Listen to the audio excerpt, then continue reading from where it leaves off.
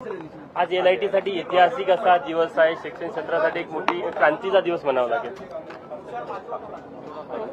Chemical टेक्नॉलॉजीमध्ये एलआयटी हे खूप मोठं नाव आहे। 8 दशकांपेक्षा जास्त या ठिकाणी एलआयटीचं कार्य चाललेलं आहे। जगातले अनेक बेस्ट केमिकल इंजिनियर्स हे एलआयटीतनं पासआउट झाले, मात्र इन्फ्रास्ट्रक्चर डेफिसिटमुळे आणि वेगवेगळ्या कारणांमुळे थोडा दर्जा खाली जात होता आणि म्हणूनच आम्ही हा निर्णय केला की एलआयटीला स्वायत्तता दिली पाहिजे। त्यामुळे डीम टू बी युनिव्हर्सिटीमध्ये स्वायत्त विद्यापीठामध्ये एलआयटीला आपण त्या ठिकाणी परिवर्तित केलं। त्यामुळे एलआयटीचा दर्जा मोठ्या प्रमाणात वाढतोय आणि आता इथे अतिशय सुंदर असं शैक्षणिक संकुल हे आपण तयार करतो आहोत। यामुळे एक आंतरराष्ट्रीय विद्यापीठासारखं एलआयटीचं एक कॅम्पस या ठिकाणी तयार होईल आणि निश्चितपणे पुढच्या काळामध्ये जसं मागच्या 8 दशकात best of the chemical engineers हे जगभरात एलआयटीने दिले, तसंच आपल्या देशाला आणि जगाला उत्तम इंजिनियर देण्याचं काम एलआयटीच्या माध्यमातून होईल। पुण्यामध्ये जे बलात्कार हत्येचं प्रकरण झालं त्या प्रकरणामध्ये नागरिकांचा नातेवाईकांचा प्रचंड रोष आहे।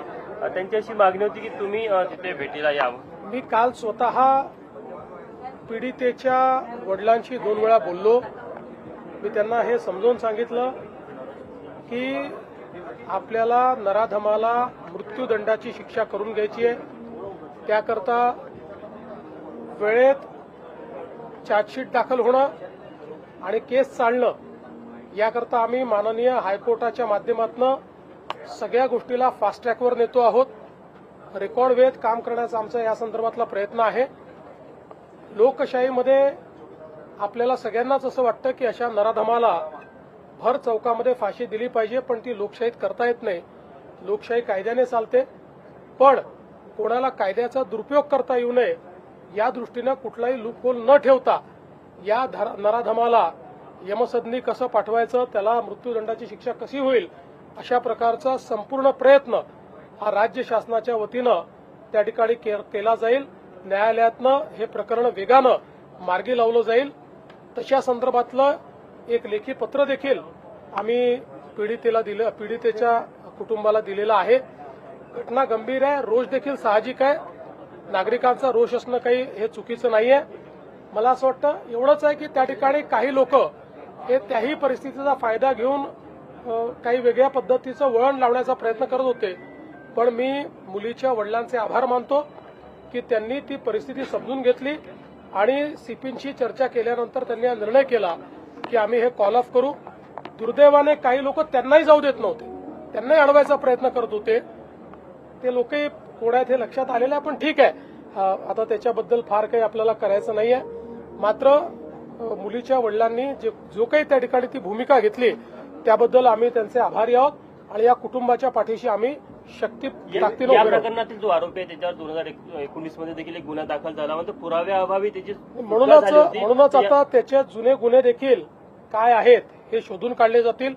कोणी लॅप्सेस ठेवले होते का ते देखील बघितलं जाईल। या प्रकरणात देखील खबरदारी घेतली जात आहे, याच्यात तो बाहेर येऊ शकत नाही। देवेंद्र जी, जिस तरीके से महाराष्ट्र में गुनहगारी हो रही है उसको लेके गृह मंत्रालय को क्रिटिसाइज किया गया। देखिए, विपक्ष का ये काम ही है, वे अपने गिरेबान में कभी झांकते नहीं है। उनके कार्यकाल में क्या हुआ ये देखते नहीं है। कैश फॉर ट्रांसफर्स वाले लोग अगर हमको सिखाएंगे तो फिर तो ये हंसने वाली बात होगी।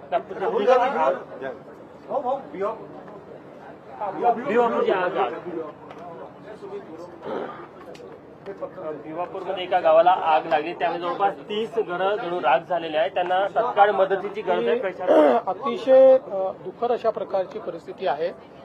प्राथमिक असं वाटतंय की शॉर्ट सर्किट झालेलं आहे आणि त्यानंतर जी हवा धुंद चालली त्यामुळे ही आग अतिशय वेगाने पसरली आणि त्या ठिकाणी लोकांची घरं जळलेली आहेत। सुदैवाने मनुष्यहानी झालेली नाही। लोकांना बाहेर काढण्यात आलेलं आहे, त्यांना वेगवेगळ्या ठिकाणी ठेवण्यात आलेलं आहे।